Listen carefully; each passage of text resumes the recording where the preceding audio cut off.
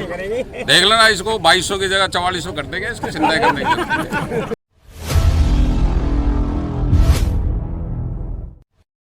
झुंझुनू के चिड़ावा सिंघाना बाईपास पर स्थित अड़ुका गांव में गोचर भूमि को बचाने को लेकर पिछले 18 दिन से चल रहे आमरण अनशन धरना प्रदर्शन के दौरान 18 दिन युवा नेता रविंद्र भडाना अड़ुका में चल रहे धरना प्रदर्शन पर पहुंचे।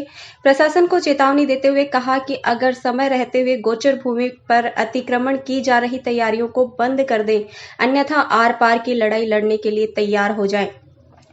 इस दौरान पिछले 5 दिन से आमरण अनशन पर बैठे महिलाओं का युवा नेता रविंद्र भडाना ने महिलाओं को जूस पिलाकर आमरण अनशन तुड़वाया। आमरण अनशन से पहले पुलिस प्रशासन व चिकित्सा विभाग की टीम मौके पर पहुंची। धरनाओं आमरण अनशन पर बैठे महिलाओं के स्वास्थ्य की जांच की गई और महिलाओं को जूस पिलाकर आमरण अनशन तुड़वाया। इस दौरान धरने पर बैठे लोगों ने कहा कि प्रशासन व भूमाफियाओं के खिलाफ जब तक मांगे नहीं मानी जाएंगी, जब तक विरोध प्रदर्शन जारी रहेगा। इस दौरान रविंद्र भडाना ने अल्टीमेटम देते हुए 27 अगस्त को हाईवे जाम करने का ऐलान किया है।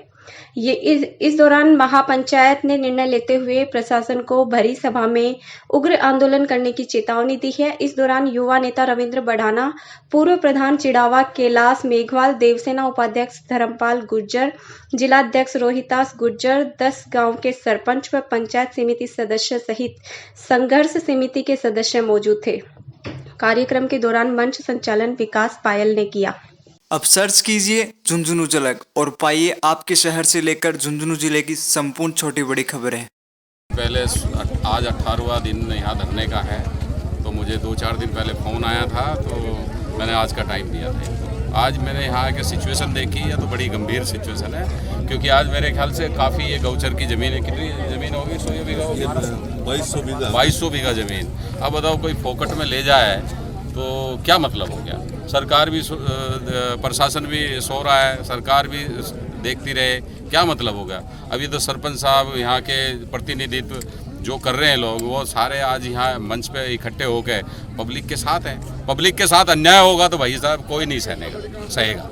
मैं तो यही कहना चाहता हूँ कि हम पब्लिक के साथ हैं, और पब्लिक का जहां भला होगा, हमें किसी भी हद तक जाना पड़ेगा तो हम जाने के लिए तैयार हैं। जहां तक बात है, यहाँ ऑलरेडी कमेटी बनी हुई है। कमेटी जो हमारे को निर्णय करेगी, उस निर्णय को पार ले जाना, वो कहते हैं ना, गंगा जी को पार करना, वो हमारा धर्म और कर्म बनता। हम जब इनकी नाव में बैठेंगे ना, तो नाव को खींच के ले जाएंगे, बिल्कुल पार ही कर देंगे, बिल्कुल चिंता करने की जरूरत नहीं है। इस तरह की गोचर भूमि में प्रशासन भूमाफियों के साथ मिलकर के अतिक्रमण कराना चाहता है, तो वो राजस्थान में कहीं इस तरह का हुआ नहीं है।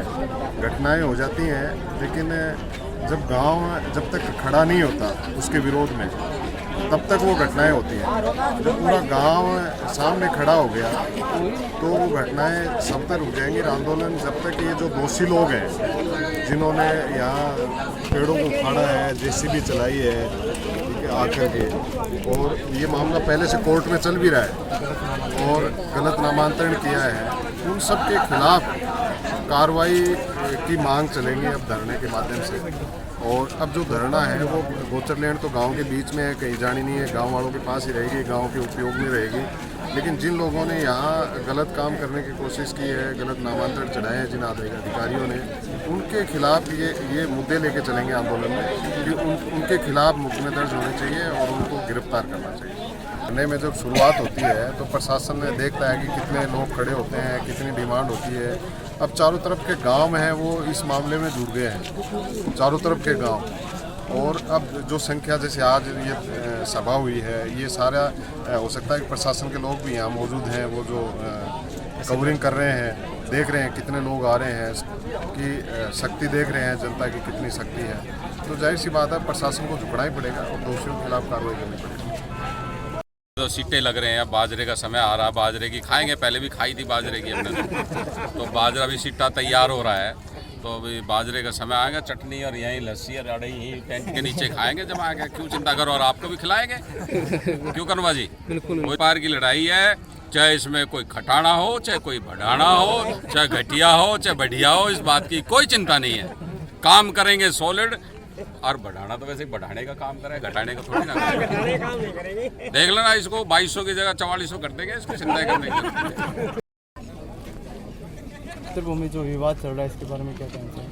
ये गोचर भूमि का विवाद कोई हिसार की पार्टी है जिसने इस भूमि की पावर ऑफ अटर्नी अपने नाम से करवा रखी है। ये तो शुक्र है कि उस बंदे ने लाल किला नहीं नाम करवाया, और अगर वो इतना ही ताकतवर और बड़ा है तो कोई बड़े स्थान पे जाके ये काम करे। यहाँ गरीब और दलित के साथ ये बहुत बड़ा अत्याचार है, और इस अत्याचार के हम सब खिलाफ हैं। पूरा गांव, सरपंच साहब और यहाँ के आसपास के जनप्रतिनिधि सब इस आंदोलन का विरोध करते हैं, और इस धरने में मजबूती के साथ हम उनके साथ हैं।